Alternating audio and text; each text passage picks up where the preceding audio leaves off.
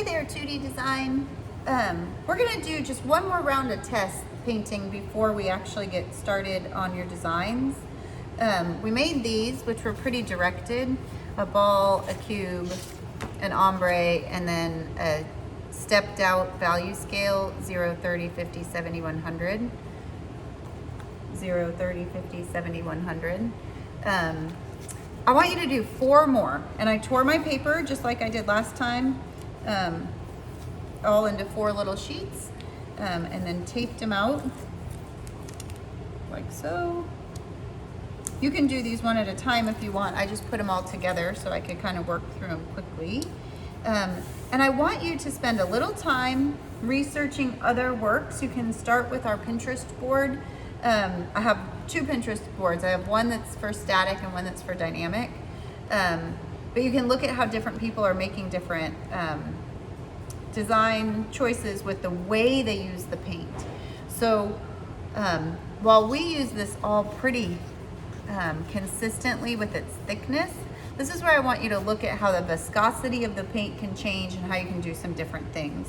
You can also try some of your different brushes.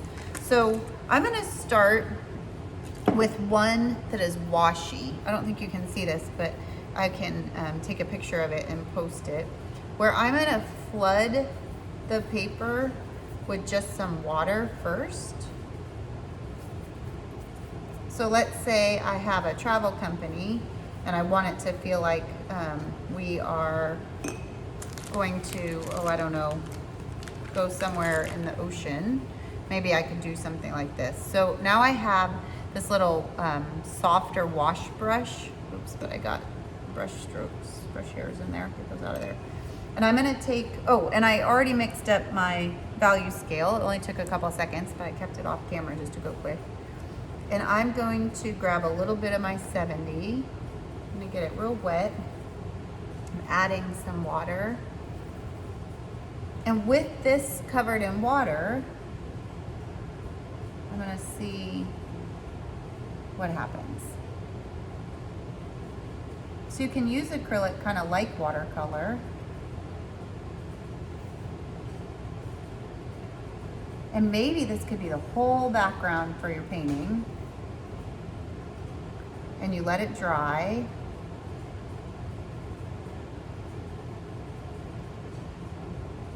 And then do another layer on top of it.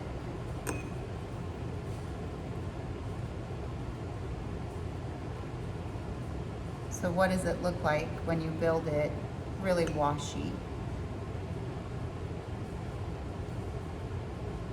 Kind of see how that could unfold. Maybe I'll put some darker darks. I'll put some black. So these are experiments. And like I said, I want you to spend some time on the Pinterest board looking at different ways that different people are painting to see if you can just do a few more experiments to try out what your painting might end up being like. So you can see I'm just using a lot of water on this one just to see what it'll do. And it'll look a little different when it dries. Okay, so there's one example. But the fun part, like we saw in these, is when they dry, how you can paint back over them. So we'll let this dry, and let's say we paint like a perfectly flat white circle on top of it. Like something like that could be so pretty and dreamy. It could look like you're going outer space, stuff like that. So let's try another one that is really super painterly. Got all my brushes here. I just really love my flat brush, so I'm gonna go back to that. And I am gonna start with maybe my 30.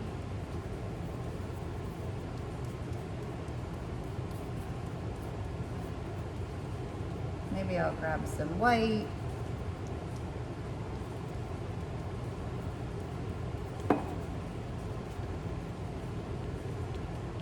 And then I'm gonna take my palette knife and I'm gonna grab the 50 and see what happens if I drag some paint over the top. If you want a painting to look chunky, it's all about the value shifts.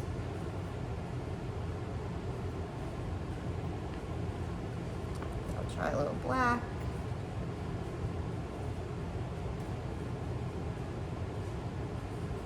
So I don't know what kind of company this would be for, but maybe you're selling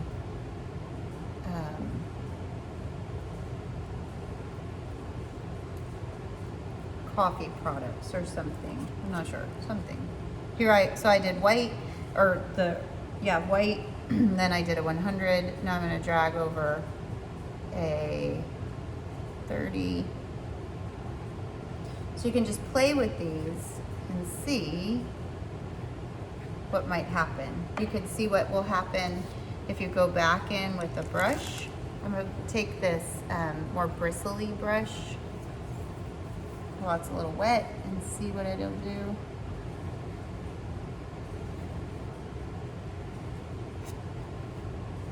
So these little paintings should be really experimental. And the goal is to say, how can I not make a super muddy mess? Which I'm starting to do here. I'm reinforcing my static grid, my vertical horizontal grid,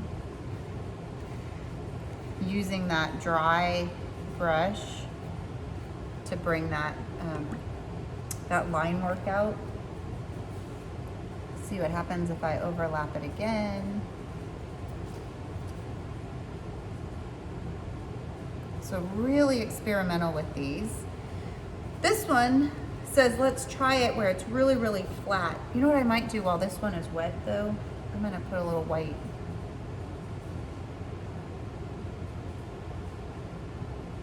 In here just to see. I'm like dragging it through the water. There's really no wrong way to do these. Just kind of play with them. And that's where looking at the Pinterest boards will come into play, because the more kind of examples you see, it might give you some ideas of what you could do. I don't really like that. I'm gonna wipe it off.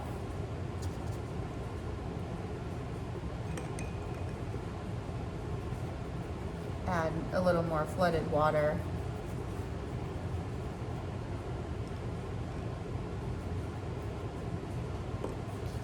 Maybe I'll pick some of it up. So just really playful. We don't know what this one's gonna do until it dries. So removing some of that. Might be really pretty when it's done. This one says let's try it all where it's really flat. So again, I'm gonna use my flat brush. And let's say, well, for mine, I'm gonna do that ephemeral blooms thing, and I was thinking about having a circle.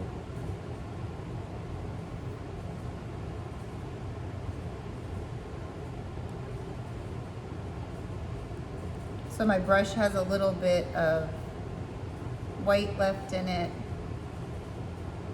mixed in with my 70. You can kind of see some of that brush stroke. So trying different things. Try my white. I'm not really cleaning my brush, kind of on purpose to see what happens.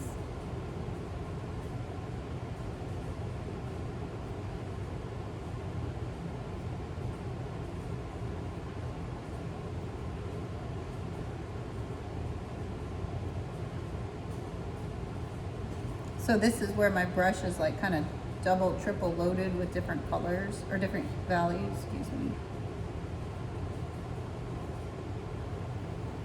And as we know, that all those markers and pens can do some really fun things over a design like this. So imagine if I did this and then put a bunch of white paint marker or white gel pen over this. This could be really fun. A little water.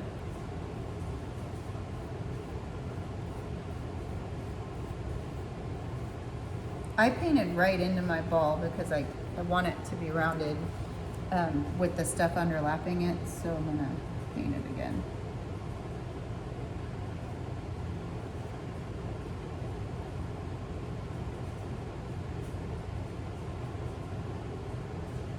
So it's like that messier brush quality. So we can kind of see some different techniques. So this one I said washi, this one I said painterly, this one I said flat, and then this one,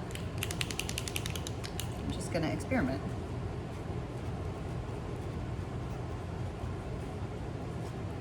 see what I can come up with. I liked that kind of cross-hatching ombre effect of this one, so I might just like use the rest of the paint that I have and see what I come up with. I want more white. I know that because I want my my Ephemeral Blooms brand to be very pale and low value, or light value I should say. So here I'm just kind of like using the rest of the paint on my palette.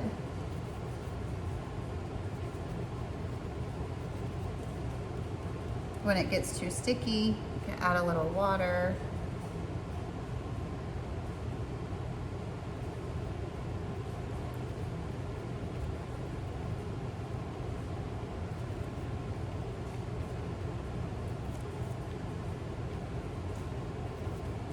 So being really inventive and playful with the paint and not really worrying too much because it's not my final design. Like, these are ways that you can work it out. So let's say you have a travel company and you know your final design is going to have like a landscape in it, then you can kind of play and do something really fun and kind of atmospheric. That might be pretty for atmosphere. And I said this before, but this paint is really not that expensive. So use it. Let's use all of it this semester.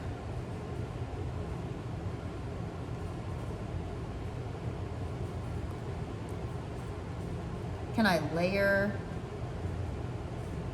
the materials?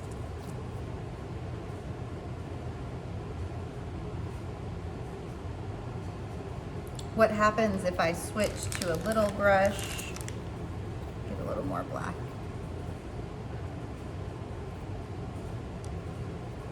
So this is like a round, soft, kind of sable-y brush.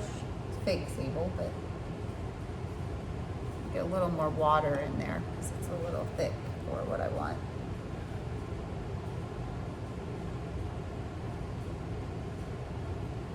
So just really be playful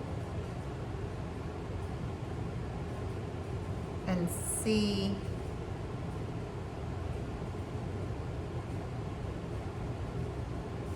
what these can do.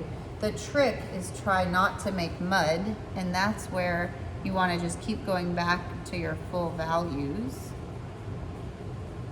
And these little experiments might help you decide what your brand story will look like, because you find a painting technique that's really fun.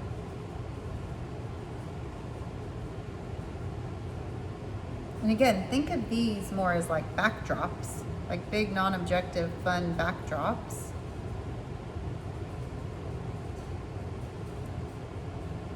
That then you can use your markers or your graphites or whatever else on top of. We'll switch to a different brush. Use this 4 shader.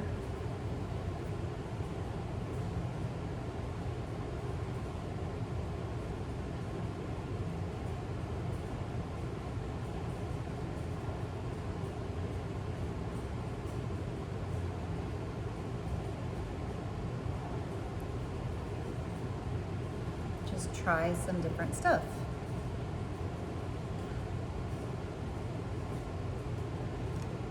Add a little water again if it gets too sticky.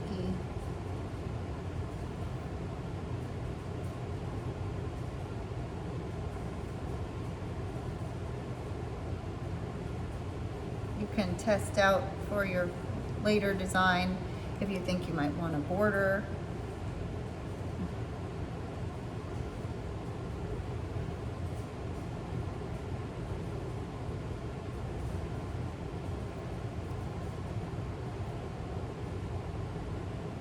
How you can use the paint for detail even while it's wet. So you're just making these kind of like fun, playful little studies. So let's see how they turned out when we peel them off.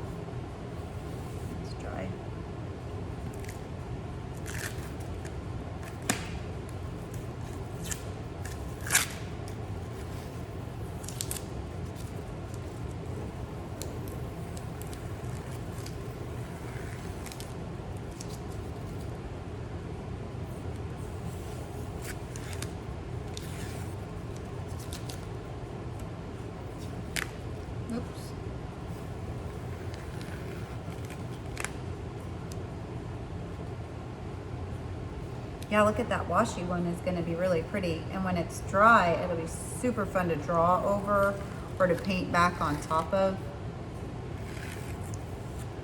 So super playful. Don't judge yourself, just kind of go for it. Keep in mind 150, 0, kind of bleeding and tearing below.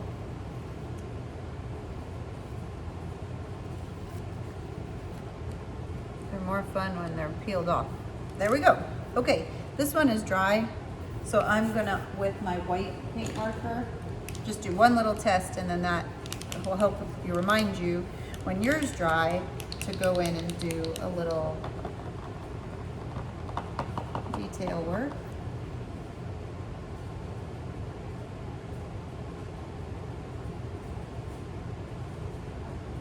So the painting can be kind of hectic, but your design work with your markers can really slow it down and create a nice contrast.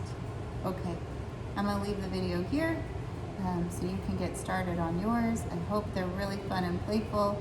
I'll make a place for you to post them soon